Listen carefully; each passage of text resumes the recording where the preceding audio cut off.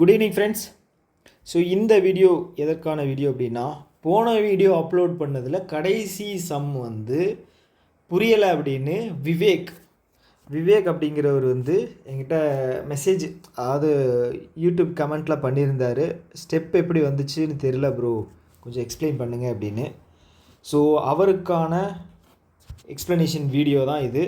So நீங்களும் பார்க்குறீங்க அப்படின்னா உங்களுக்கும் யூஸ்ஃபுல்லாக இருக்கும், ஓகேங்களா? ஏன்னா வந்து போன 2 வீடியோவும் வந்து நான் என்ன சொல்லியிருந்தேன் அப்படின்னா,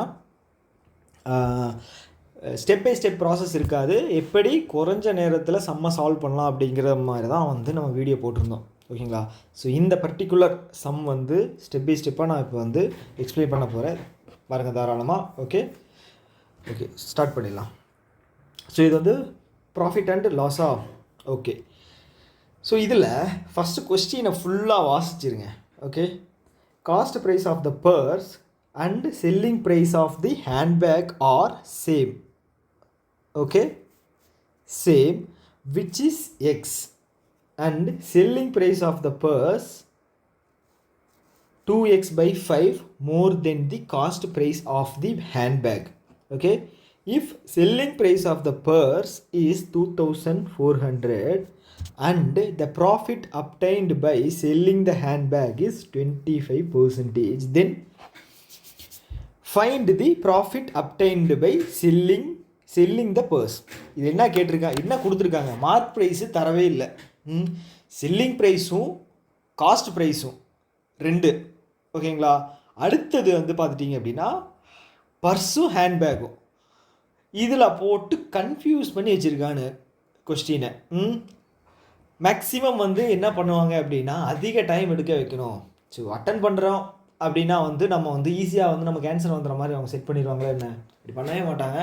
அதிகமாக டைம் எடுக்கணும், யோசிக்க வைக்கணும், உட்கார வைக்கணும் ஒரு சம்மில். ஓகே, அந்த நேரத்தில் வந்து நம்ம ஸ்கிப் பண்ணிவிட்டு போகணும், ஓகேங்களா?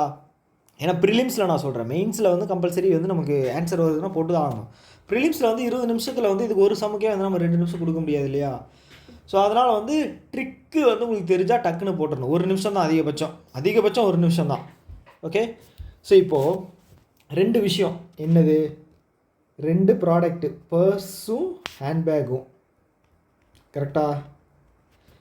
2 விஷயத்தை பற்றி தான் பேசுகிறாங்க. என்னது? Cost price and selling price. Okay, so இதில் நீங்கள் ஃபஸ்ட்டு வந்து உங்களுக்கு தெரிய வேண்டியது என்ன அப்படின்னா, கொடுத்துருக்கிற வேல்யூ வந்து ஒரு முழுமையான இருக்கக்கூடிய வேல்யூ எது அப்படின்னு பார்த்தீங்க அப்படின்னா, டேரெக்டாக கொடுத்துருக்கிற வேல்யூ வந்து selling price of the purse 2400. அவன் சொல்லிட்டான், டேரெக்டாகவே சொல்லிட்டான். பர்ஸு வந்து 2400 ரூபாய்க்கு நான் செல் பண்ணியிருக்கேன், இந்த வேல்யூ, கரெக்டாக?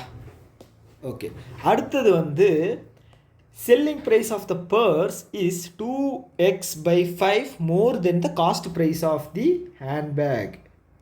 ஓகே, எப்படி கிராஸாக வந்து கொஸ்டின் வந்து செட் பண்ணுறாங்க பார்த்திங்க.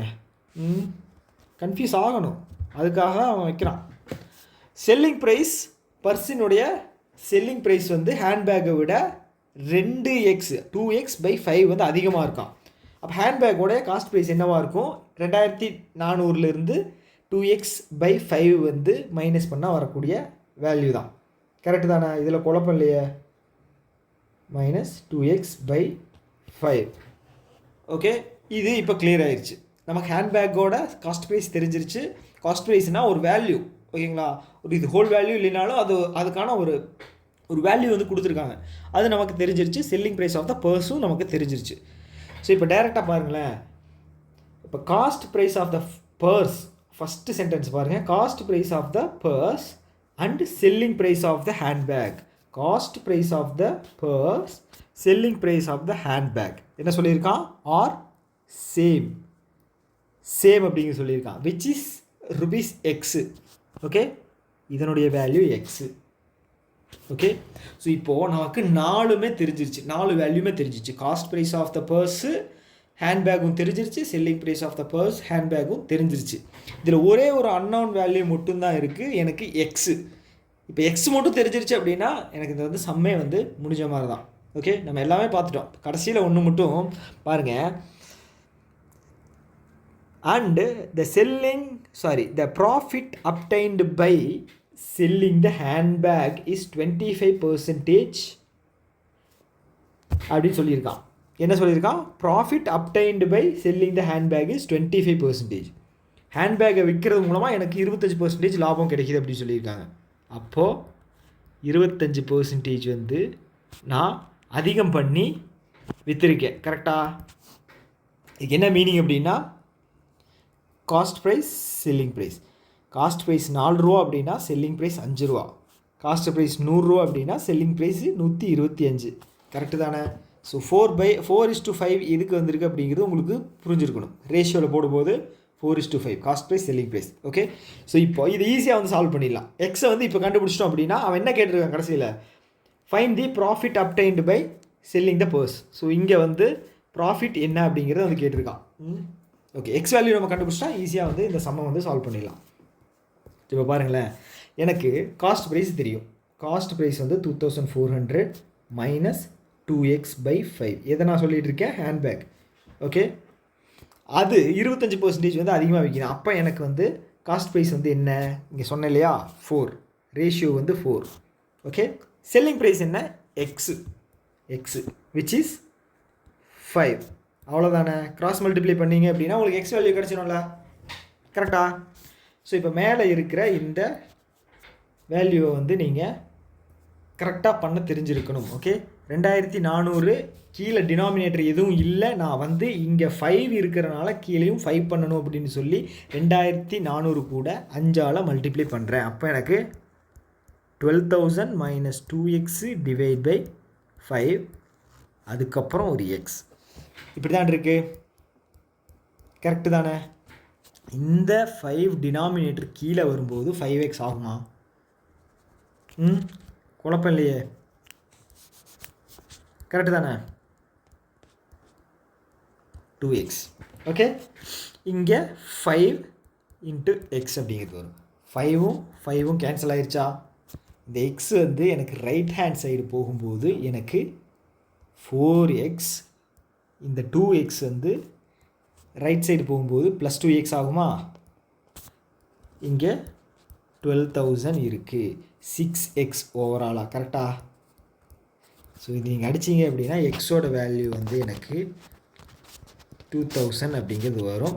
ஸோ இங்கே நான் அந்த எக்ஸோட வேல்யூ அப்ளை பண்ணேன் அப்படின்னா எனக்கு காஸ்ட் ப்ரைஸ் ஆஃப் த பர்ஸும் செல்லிங் ப்ரைஸ் ஆஃப் த பர்ஸும் எனக்கு டைரெக்டாகவே எனக்கு கிடச்சிருச்சு. அவன் கேட்குறது என்ன? Then find the profit obtained by selling the purse. இந்த பர்ஸை விற்கிறது மூலமாக எனக்கு எவ்வளவு லாபம் கிடைக்கிது? 2000 ரூபாயிலிருந்து 2400 ரூபாய்க்கு விற்றேன் அப்படின்னா எனக்கு 400 ரூபா எனக்கு ப்ராஃபிட். ஓகே, அவன் பர்சன்டேஜ் கேட்கல, ப்ராஃபிட் எவ்வளோ வந்து நமக்கு கிடைக்குதுன்னு தான் கேட்டிருக்கான். ஓகே, ஸோ இங்கே இப்படி போட்டிங்களா? ஸோ இந்த மெத்தட் விடுங்க. இது ஓகே, உங்களுக்கு வந்து ஈஸியாக இருக்கும். ட்ரெடிஷ்னல் மெத்தடில் போடலாம், ஆனால் அது வந்து கொஞ்சம் எக்ஸ்ட்ரா ஸ்டெப்ஸ் எடுக்கிற மாதிரி தான் இருக்கும். ஓகே, ஸோ இப்போது நமக்கு ப்ராஃபிட் என்ன? 25% அப்படின்னு சொல்லியிருக்கான். அப்போது எனக்கு செல்லிங் ப்ரைஸை விட காஸ்ட் ப்ரைஸ் வந்து கம்மியாக இருக்கணும். ஏன்னா ஒரு பொருள் லாபம் அடையணும் அப்படின்னா செல்லிங் ப்ரைஸை விட காஸ்ட் ப்ரைஸ் வந்து கம்மியாக இருந்தால் தான். அதாவது காஸ்ட் ப்ரைஸை விட செல்லிங் ப்ரைஸ், நம்ம வந்து வாங்கின பொருளை விட விற்கிறது விலை வந்து அதிகமாக இருக்கணும். கரெக்டாக? ஸோ அப்போது இதை வந்து நம்ம பர்சன்டேஜில் cost price selling price minus cost price into 100, இது பர்சன்டேஜ் எவ்வளோ ப்ராஃபிட்டோ அதுதான். எவ்வளோ கொடுத்துருக்காங்க இங்கே? 25% அப்படின்னு சொல்லியிருக்காங்க. ஓகே, அது 25% போடுறதுனால. ஓகே, இது அப்படியே எடுத்து எழுதணும் அப்படின்னா நமக்கு ஆன்சர் வந்துடும். கீழே காஸ்ட் ப்ரைஸ் என்ன? 2400 minus 2x divide by 5 cost price. மேலே வந்து selling price x minus cost price 2400 minus 2x divide by 5 into 100 எவ்வளோவா? 25%. ஓகே, கரெக்டு தானே? இது நீங்கள் பண்ணீங்க அப்படின்னா உங்களுக்கு இது சால்வ் பண்ணணுமா? ஓகே, நான் சால்வ் பண்ணியே காட்டிடுறேன்.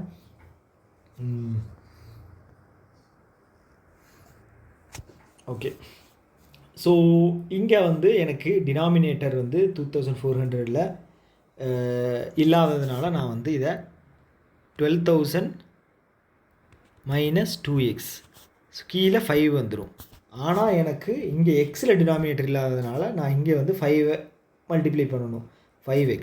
அப்போ எனக்கு மொத்தமாக எனக்கு ஒரு டினாமினேட்டர் 5 அப்படிங்கிறது கிடச்சிருச்சு. கீழே வந்து பார்த்துட்டிங்க அப்படின்னா அதே மாதிரி தான் 12,000 மைனஸ் 2x டினாமினேட்டர் 5. ஸோ இந்த 5ம் கேன்சல் ஆகிருமா? இந்த 100ம் 25ம் கேன்சல் பண்ணோம் அப்படின்னா 4 அப்படிங்கிறது வரும். கரெக்டு தானே? ஓகே. ஸோ அப்போ எனக்கு என்ன வேல்யூ வரும்? எடுத்து எழுதுனா எப்படி இருக்கும்? 5x 1200. நல்லா தெரிஞ்சுக்கங்க, 1200 இந்த மைனஸ் மல்டிப்ளை ஆகும்போது எனக்கு plus, okay, plus 2x equal to இங்கே ஒரு 4 இருக்குது, இது வந்து into 4 equal to 12,000 minus 2x. Okay. So இந்த 2xை வந்து நீங்கள் ரைட் சைடு இருக்கிற 12,000 2x கூட வந்து நீங்கள் கேன்சல் கூட பண்ணலாம். ஸோ அப்படியும் பண்ணலாம். 7x minus 12,000 into 4. ஓகே, 4ஆல் மல்டிப்ளை பண்ணால் 28x 48,000. இங்கே ஒரு 12,000 வருது மைனஸ் 2x. ஓகே, இந்த 2x ரைட் ஹேண்ட் சைடில் இருக்கிற 2x லெஃப்ட்டுக்கு கொண்டு வாங்க. இந்த லெஃப்ட் ஹேண்ட் சைடில் இருக்கிற 48 மைனஸ் 48 ரைட் சைடு கொண்டு போங்க. எனக்கு என்ன வரும்? 60,000 30x. ஓகே, இது அடிச்சிங்க அப்படின்னா எனக்கு எக்ஸ் வேல்யூ வந்து 2000 வந்துருச்சா? அவ்வளோதானே, ஈஸியான சம் தானே. ஓகே. ஸோ விவேக் அப்படிங்கிறவர் கேட்டிருந்தார். ஸோ விவேக், உங்களுக்கு புரிஞ்சிருக்குன்னு நான் நம்புகிறேன். இப்படி ஏதாவது இன்னும் டவுட் இருக்குது அப்படின்னா நீங்கள் கமெண்ட்டில் சொல்லுங்கள். நான் இன்னும் கொஞ்சம் எலாபரேட்டாக வேறு மாதிரி ஏதாவது ட்ரை பண்ண முடியுமான்னு பார்க்குறேன் எக்ஸ்பிளைன் பண்ணுறதுக்கு. ஓகே. ஸோ இன்னொரு வீடியோவில் மீட் பண்ணலாம். டாடா, பை.